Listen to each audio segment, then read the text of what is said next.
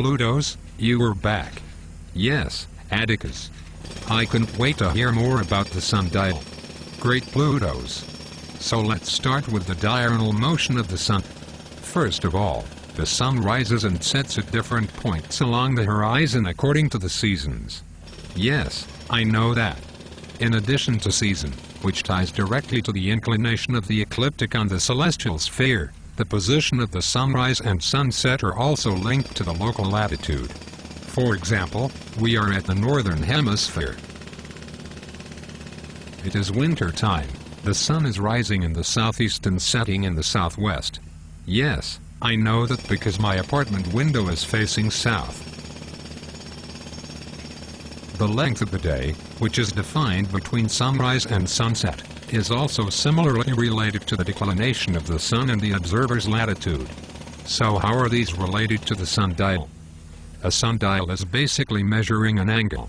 The rotational angle of the sun in its daily path. The difficulty is that this angle is not changing at a constant rate during the day as the year progresses. The sun does not move at 15 degrees per hour. Sometimes it travels a little faster, sometimes a little slower.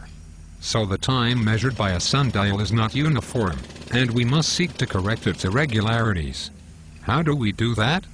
First, let me explain where do these irregularities come from, which, by the way, was understood by ancient astronomers, like Ptolemy 19 centuries ago.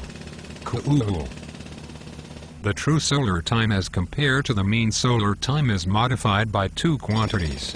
The first comes from the inclination of the ecliptic to the equator, as we talked about, not 15 degrees per hour.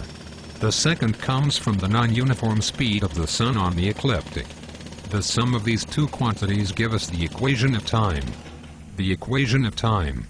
Yes, the equation of time. That is the keyword you can Google to gain more information on the subject.